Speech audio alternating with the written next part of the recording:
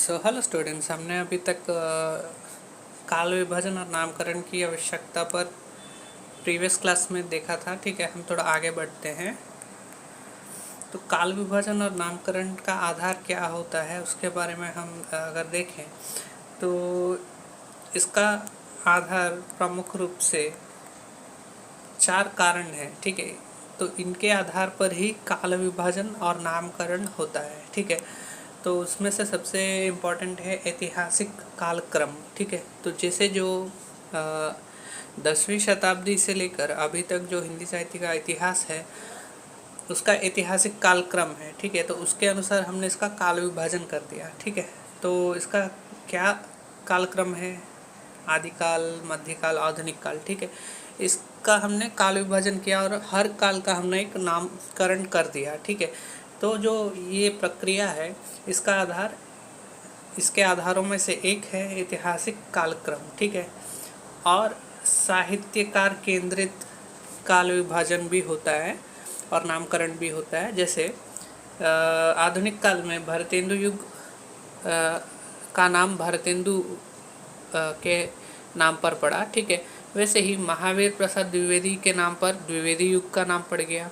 जिस युग में वे थे उसको हमने द्विवेदी युग कह दिया आधुनिक काल में। ठीक है, वैसे ही प्रेमचंद प्रसाद युग, मतलब जिस समय में प्रेमचंद और प्रसाद जी की रचनाएं बहुत प्रसिद्ध हुई उसको हमने प्रेमचंद और प्रसाद युग कह दिया। ठीक है, तो काल विभाजन और नामकरण के आधारों में साहित्यकार केंद्रित जो विभाजन है वो भी देखने को मिलता है। ठीक है, फिर राष्ट्रीय, सामाजिक, सांस्कृतिक चेतना। ठीक है, तो जो एक प्रकार का किसी देश में एक आंदोलन चलता है या एक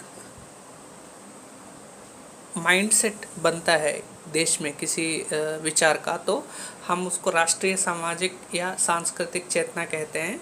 तो इसके उदाहरण के रूप में हम भक्ति काल को ले सकते हैं और नवजागरण काल जो कि आधुनिक काल में है उसको भी ले सकते हैं, क्योंकि उस समय जो देश था उसमें जैसे भक्ति काल में अगर हम देखें तो जनता में भक्ति के प्रति एक विचार आया और वो उसमें लग गई। ठीक है, तो उसको हमने भक्ति काल कह दिया। तो ये एक राष्ट्रीय चेतना थी, मतलब पूरे देश में आई एक प्रकार का हम इसको एक विचार कह सकते हैं जो कि पूरे देश में आया था। ठीक है, वैसे ही नवजागरण काल का भी हम उदाहरण देते हैं। उस समय जो देश में सभी लोग थे अंग्रेज़ों के विरुद्ध, ठीक है, मतलब जो यूरोपीय कंपनियां थी उनके विरुद्ध एक विचार आया। ठीक है, तो जब वह विचार पूरे देश में आया, जब सब सोचने लगे कि हम क्यों उनके नीचे काम कर रहे हैं जबकि ये देश तो हमारा है। ठीक है, तो नवजागरण हुआ, मतलब सभी नए रूप से जागने लगे। ठीक है, तो इसको हमने नवजागरण, नया जागरण कहा। ठीक है, उसी के नाम पर नवजागरण काल पड़ गया उसका नाम। फिर जो है साहित्य की प्रवृत्ति के आधार पर भी काल विभाजन होता है और नामकरण भी होता है। ठीक है, उदाहरण के लिए प्रवृत्ति का मतलब क्या है कि कोई गुण, ठीक है, कोई क्वालिटी। ठीक है, तो साहित्य, जिस समय के साहित्य में जो क्वालिटी या गुण होता है उसके नाम पर भी हम नामकरण कर देते हैं या काल विभाजन कर देते हैं। रीतिकाल में देखें तो रीतिकाव्य अधिक था। ठीक है, तो इसलिए उसका हमने नामकरण रीतिकाल कर दिया। छायावादी काव्य जब अधिक थे जिस समय में, उसको हमने छायावाद कह दिया, छायावादी काल इस प्रकार कह दिया। प्रगतिवादी काव्य जहाँ अधिक थे उसको हमने प्रगतिवाद कहा। प्रयोगवादी काव्य जहाँ जिस समय अधिक थे आधुनिक काल में उसको हमने प्रयोगवाद कहा। इस प्रकार से जो क्वालिटी थी साहित्य की उस समय में, जो क्वालिटी अधिक थी, ठीक है, मतलब छोटी क्वालिटीज़ भी होती है लेकिन उसको हम उतना ध्यान नहीं देते हैं।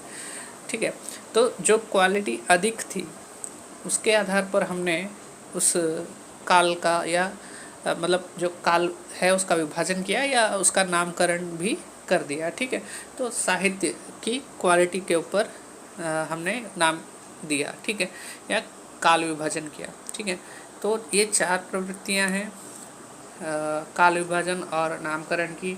ऐतिहासिक साहित्यकार केंद्रित, ठीक है, मतलब इसमें व्यक्ति के नाम पर पड़ता है, ठीक है, साहित्यकार जो होता है उसके नाम पर, साहित्यकार केंद्रित राष्ट्रीय सामाजिक सांस्कृतिक चेतना। और फिर जो है साहित्यिक प्रवृत्ति, साहित्यिक प्रवृत्ति मतलब जो उस समय की रचनाएं होती हैं, जिस प्रकार की रचनाएं अधिक होती हैं, उस रचना के आधार पर, उस प्रवृत्ति के आधार पर हम उसका नामकरण कर देते हैं, ठीक है। तो इस प्रकार से हम देखें तो काल विभाजन और नामकरण के 4 आधार हमको देखने को मिल जाते हैं: ऐतिहासिक, साहित्यकार केंद्रित, राष्ट्रीय सामाजिक सांस्कृतिक चेतना, फिर साहित्यिक प्रवृत्ति, ठीक है। फिर उसके बाद चलते हैं हम हिंदी साहित्य के काल विभाजन की समस्या। तो जब भी हम इस टॉपिक पर बात करेंगे हमको ये याद रखना होगा कि कम से कम 9 से लेकर 12 लोगों ने हिंदी साहित्य के इतिहास पर बहुत अच्छा लिखा था, ठीक है। लेकिन समस्या ये है कि सभी लोगों ने इसका जो इतिहास है उसके बारे में एक जैसा नहीं लिखा है, वहीं से प्रॉब्लम स्टार्ट होता है, ठीक है। तो यहाँ पर हम देखें, एक बार यहाँ पे थोड़ा सा आपको ध्यान देना है, ठीक है।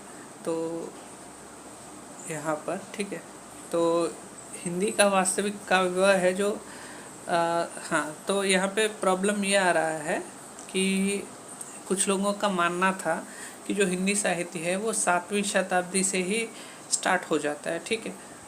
तो यहाँ पर जो ग्रीसियान थे उन्होंने भी इस पर लिखा था, हिंदी साहित्य के इतिहास पर, ठीक है। तो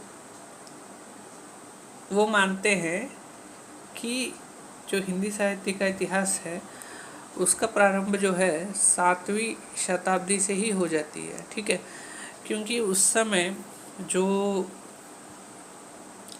नाथ साहित्य था, ठीक है, ये नाथ साहित्य क्या होता है इस पर आप पूछ सकते हैं, ठीक है। इसके बारे में बहुत डिटेल में जाने की आवश्यकता नहीं है, लेकिन इजीली समझना है तो इतना ही समझ लीजिए कि जो गोरखनाथ आपने नाम सुना होगा कभी, ठीक है, तो उससे संबंधी जो ग्रुप था उसको नाथ संप्रदाय कहते हैं, ठीक है। तो उस समय 7वीं शताब्दी से ही ये लोग हिंदी में लिखने लगे थे, ऐसा माना जाता है। इसको हम पुरानी हिंदी भी कहते हैं, जो 7वीं शताब्दी की हिंदी है उसको पुरानी हिंदी भी कहा जाता है, ठीक है। तो इस कारण से 7वीं शताब्दी से ही हिंदी साहित्य का प्रारंभ ग्रीसियान ने माना, ठीक है, जिन्होंने हिंदी साहित्य पर अपना पुस्तक लिखा था, ठीक है। पर यहाँ पर जो रामचंद्र शुक्ल जी थे, ठीक है, तो रामचंद्र शुक्ल का ही जो काल विभाजन है वो हम पढ़ने के लिए एक बेस के रूप में लेते हैं, ठीक है। तो रामचंद्र शुक्ल का जो साहित्य इतिहास है उसको ही हम मान के चलते हैं बहुत, ठीक है। मतलब जब भी एग्ज़ाम के पॉइंट ऑफ व्यू से भी रामचंद्र शुक्ल के द्वारा बताया गया जो हिंदी साहित्य का इतिहास है उसको हम मान के चलते हैं बेस, ठीक है। तो इस कारण से थोड़े डिफरेंसेस हैं, किसी ने कुछ कहा है तो किसी ने कुछ और कहा है, ठीक है। तो जो रामचंद्र शुक्ल थे उनका मानना था कि जो मतलब 10वीं शताब्दी है वहाँ से ही हिंदी साहित्य का प्रारंभ मानना चाहिए। अब इन्होंने ऐसा इसलिए कहा क्योंकि जो पहले का जो साहित्य था, जो सिद्ध लोग थे, जैन नाथ लोग थे, इन्होंने लिखा था वो धर्म संबंधी बातों पर लिखा था, ठीक है, वो साहित्यिक नहीं था, ऐसा रामचंद्र शुक्ल मानते हैं। और जो पुरानी हिंदी थी वो लगभग अपभ्रंश जैसी थी, ठीक है। तो अपभ्रंश भी एक भाषा है, उससे ही हिंदी निकली है, ठीक है। तो रामचंद्र शुक्ल मानते हैं कि 10वीं शताब्दी में ही हिंदी को अपना सही रूप मिला है, ठीक है। तो ये कन्फ्यूजन बढ़ता गया, बाद में जाके बहुत से लोगों ने इस पर बहुत कुछ लिखा है, ठीक है। तो यहाँ पे देखिए हिंदी साहित्य के काल विभाजन के विभिन्न प्रयास, ये समस्या जो है ना वो इसी में है, ठीक है। तो जॉर्ज ग्रियर्सन ने लिखा है, इन्होंने जो पुस्तक लिखा है उसको the modern vernacular literature of Hindustan कहते हैं, ठीक है। और इसमें उन्होंने काल विभाजन कुछ इस प्रकार से किया है, ठीक है। और तो आपको एग्ज़ाम के पॉइंट ऑफ व्यू से इतना याद रख लेना है कि किसने कौन सा बुक लिखा है, ठीक है। तो एग्ज़ाम के पॉइंट ऑफ व्यू से मैं समझता हूँ कि इतना चलेगा, और ये थोड़ा आप देख सकते हैं, ठीक है, कैसे विभाजन किया है। लेकिन इसको ऐसे ही याद रखने की मुझे नहीं लगता कोई आवश्यकता है, केवल किसने कौन सा पुस्तक लिखा है वो देख लेना, और रामचंद्र शुक्ल का काल विभाजन कैसे हुआ वो देख लेना, ठीक है।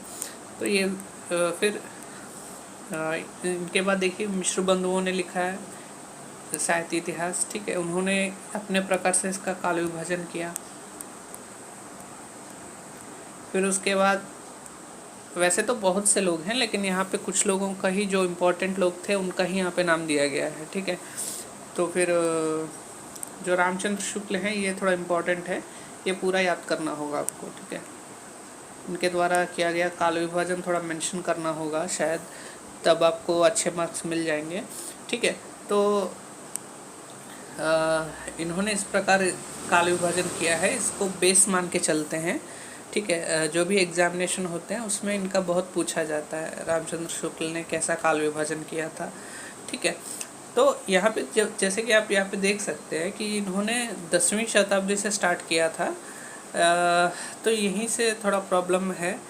आप देखिए विश्व बंधुओं का कहाँ से उन्होंने स्टार्ट किया है, उन्होंने भी 7वीं शताब्दी से स्टार्ट कर दिया इसका काल प्रारंभ, ठीक है। तो कुछ मतलब यहाँ पे थोड़ा डिफरेंसेस क्रिएट होने के कारण समस्या आ रही है, ठीक है। लेकिन फिर भी जो भी हो, बहुत से लोग रामचंद्र शुक्ल को ही सही मानते हैं, ठीक है। फिर हजारी प्रसाद द्विवेदी जी भी हैं, इनका भी थोड़ा रामचंद्र शुक्ल के साथ थोड़ा मिलता जुलता है, ठीक है। इन्होंने इस प्रकार से किया है। तो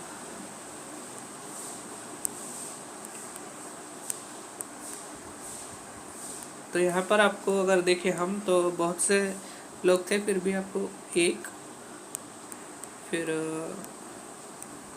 2, फिर 3, 4, ठीक है। तो 4 लोगों का काल विभाजन आपको मेंशन किया गया है, ठीक है। हजारी प्रसाद द्विवेदी जी 4, ठीक है। तो ये यहाँ से प्रॉब्लम स्टार्ट होता है।